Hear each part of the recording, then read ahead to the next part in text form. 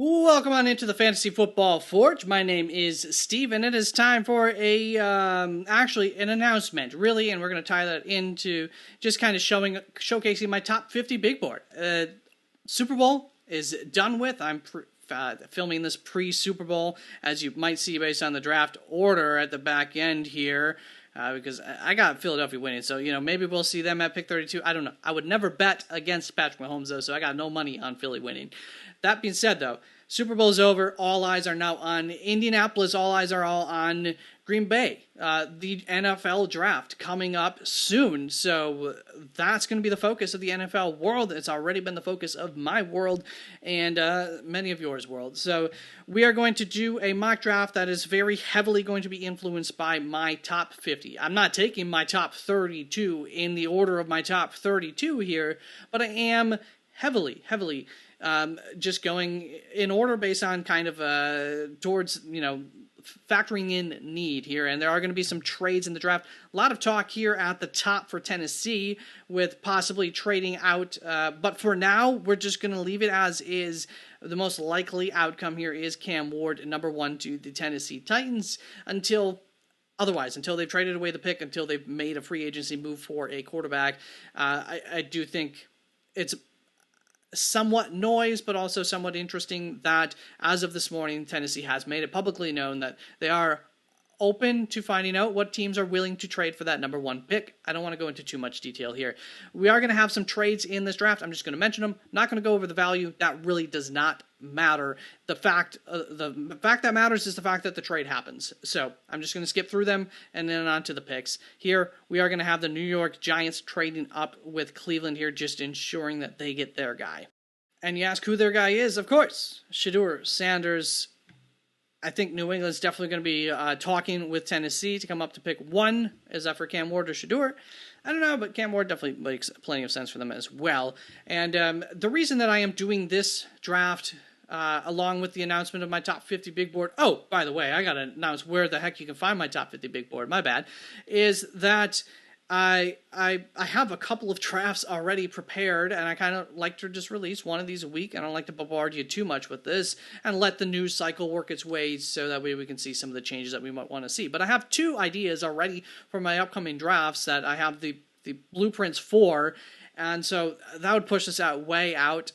So I just thought this would be a fun exercise to kind of look at and kind of show off a little bit of the big board where my guys I'm higher on or lower on. But you can find the big board up on the website, www.theffforge.com. As you would imagine, there are links down in the description. You can find a link to the website in the description. You can also find a link to the Discord server in the description, where I will also have this available, as well as on the Discord server. By the weekend, I will have all of the player evaluations up there. They're not all complete, but you will have access to how far I've gotten. I've gotten a lot of them done, a lot of them, maybe none done, actually, because the NFL draft hasn't happened yet. The combine hasn't happened. That could impact plenty of them. But a lot of them are pretty full, and there will be more to come yet. And some of them are empty yet. So just heads up on that. But back to the draft. There's a clear top 2 and there's a clear top 4, I think, in this draft. I'm going to have Cleveland go Travis Hunter over Abdul Carter. I still have him just a little bit ahead of Abdul Carter. At pick 4, we are going to see a trade here. If I'm New England, I really want to get offensive line here. I don't care how many offensive linemen I sign in free agency. I still want to invest in future good long-term, maybe slightly less expensive options too along this offensive line, because that's where we need help. So I feel comfortable moving back to a certain point and still getting the offensive lineman of my dreams, or at least getting one of my top 2, and I think that'll work out just fine. So we are going to see a team come up here, of course, for Abdul Carter, and I think that team could be Carolina for Abdul Carter. I'm not trying to go into deep detail. I want this to be a relatively quicker video to go through, just kind of showing off some of the order. You come to your own conclusions. Mason Graham, very, very high up on him. Still like him a lot. I think he's one of these top 4 guys. Same with Ashton Genty for me. And maybe you can make an argument for a top 5 or top 6, but I really think it comes down to a top 4 here. Once again, Ashton Genty being a part of that. Best player available here for Vegas. We're going to go with that. And that means that once we get to pick 7 in the draft, we could really start to see a lot of draft picks that we're surprised by how high guys are going. We're surprised by guys falling 5, 6, 7 picks compared to where the consensus was on these guys. And somebody who could sneak up here based on need for the Jets is going to be my guy here, Jahdae Barron. He'd be a great fit for them and fill an immediate need that they have right now based on free agency and what they could lose in free agency and maybe not, fix. So that's going to bring us on to the New England Patriots. And, what I just said about could lose in free agency. If a guy is a free agent, to me, he's not on your roster because he isn't. He is still not with your team. So that's how I operate this time of the season for these things. But for the New England Patriots, they operate by taking Will Campbell. Makes sense for them. And New Orleans, a lot of things could make sense here, but once again, we are looking at my big board at 2, and I'm still pretty high up on Calvin Banks as well, a little bit lower up on some of these guys that some people are very high on, Ted Roa, Will Johnson, so that's why you're seeing them falling a little bit. James Pierce, a guy who I'm still high up on, I can be convinced to go a little bit lower. We shall see where that ends up. Brings us on to the San Francisco 49ers, and they're going to take a offensive lineman who some have as their tackle number 1. I don't know that anybody has him as the best offensive lineman, but in terms of pure tackle prospect, some people have him as their number 1, and he is my O-lineman number 3, and he's also a scheme fit for San Francisco, so it could make a lot of sense that the other 2 are already gone. They're looking pretty good here to take offensive line, most likely, depending on exactly, of course, if one of the 3 basically starting, but mostly Calvin Banks or Armand Membu makes it to pick 11. I think you probably see them go here. But, weirder things happen. That's going to bring us on to Dallas. They need help against the run, and Walter Nolan can do that, and I have Walter Nolan quite high in my top 50, so that made sense. That was a good marriage. And let's bring us on to Miami, and I almost always feel a little bit weird with Miami, given their needs and where the draft lies. And so for me, by Miami, I would be willing to move back a little ways in the draft. Definitely don't have to. We've got plenty of capital in this draft, but that is what we're going to do in this situation, because if you are somebody who wants tight end, you're looking at this spot and you're probably willing to pay up for it. And when you look down here, who is maybe the most concerned that a tight end might not make it to him, and maybe they're very, very high up on that tight end? I think Denver. So the Denver Broncos jump up here, and they are going to, of course, then take Tyler Warren, tight end number 1 on my board, and quite high up on my board, a little higher than I had anticipated, bringing us on to the Indianapolis Colts. We've seen this pick for me. Mike Green makes a lot of sense for where I have him on my board, for their needs, other needs, and where they're on my board. Mike Green's next man up, and I think a really, really fun fit for Indianapolis, and really starts to make that defensive front 7 look a little bit scary, bringing the Atlanta Falcons up onto the clock. And at this point, when you look at the board, first of all, look at the capital. Atlanta Falcons should definitely be open to moving back to get some more capital for this draft. 4 picks with where their organization's at, I think we would like a little bit more than that. And when you look at the board once again, what stands out? Tedoroa McMillan's still available. So if a team needs a wide receiver, I think that could make a lot of sense. And I think that the Green Bay Packers are definitely a team who's, youngest team in the league, 2nd year in a row. They don't need another draft with 10, young draft picks. They need to start adding impact pieces around on this roster to help it take that next step. And you're hearing some rumblings from the teammates. Immediately when Christian Watson went down, I talked to family and friends and said that I think that this could be a blessing in disguise for Green Bay Packers, because now they might prioritize getting a true wide receiver X into this offense, and Tedoroa McMillan could be that man. So the Falcons get a little bit more capital. They're okay moving back, and Green Bay Packers going to come up here for Tedoroa McMillan in this situation. Would be a surprise, I'm sure, for many, but, I wouldn't count it out of the cards. And another guy who we're seeing fall a little bit, but hey, he's up on my big board now, is going to be Will Johnson there to Arizona, which I've done that pick before as well, before I have my big board flushed out. And then Cincinnati's going to end up taking Emeka Egbuka. I usually like to pretend that they have T. Higgins, or that they're going to rely on their previous investments at the wide receiver position, but none of that's guaranteed. And when I looked at best man available and then meeting need here, made a lot of sense for Cincinnati to go wide receiver. And now we're going to get a couple of picks where, I'm not as high up on these guys, but almost surely some of these NFL teams will be. Shamar Stewart, probably a guy who's going in the top 20, could be top 10. Once we get to like pick 7, 6 in this draft, wherever it may be, depending on how many quarterbacks go in the top 5, 6, 7. Anything's on the table, I think, at that point. So Shamar Stewart, we are going to go to Seattle, and Tampa Bay, we're going to have clean up Michael Williams, another guy who it seems like probably goes in the first. There's enough love for him and Shamar Stewart there. So I just needed to get those out of the way, even though that does not match my top 50 big board. I think that they're most likely going to go at some point, and this ended up being the point to me that made sense in this draft. Miami Dolphins, after they moved back, getting a nose tackle, a piece of need, and I think now the value feels a little bit better, and you got some more, better, improved your draft capital too for the rest of the draft in doing so. So it makes sense.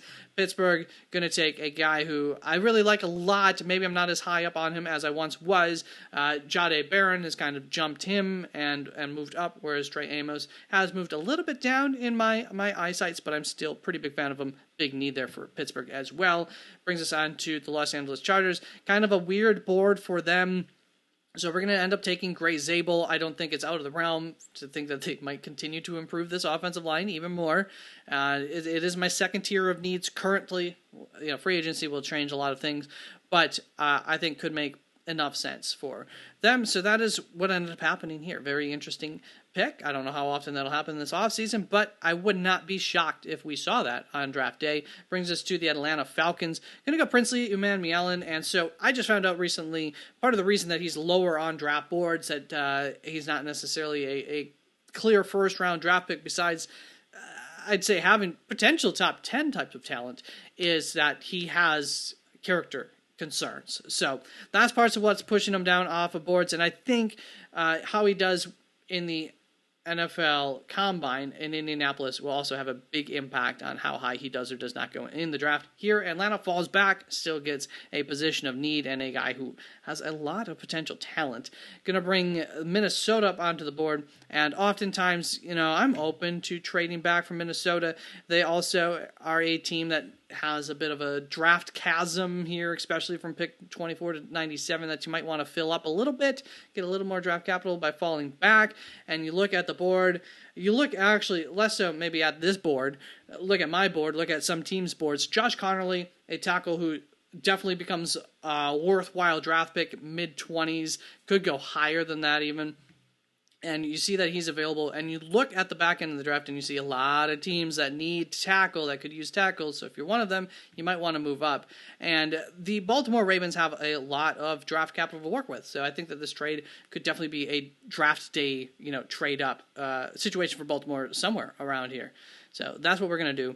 Probably not pick 21. And like I said, Baltimore coming up for Josh Connerly to help secure that offensive line and just make sure things run smoothly there. And then I think they're in real good shape for some time now, again, on that offensive line after kind of rebuilding it for a year and a half there by the end of this, this season once Josh Connerly's comfortable out there. Houston Texans are up on the board, and it works for my big board, and it works for them. Luther Burden would make a lot of sense here if he's still available. A lot of people think more highly of him and don't think that he'll be available here, and definitely understandable. Los Angeles Rams, we're going to take a risk here. Benjamin Morrison, and the medical flags, depending, might be different from team to team, A, and B, will determine a lot of where he ends up getting drafted. A guy, talent-wise, no injuries, would almost certainly be going much higher in this draft, maybe we'll just say top 15 to play it safe, but I like him a lot outside of the injury concern.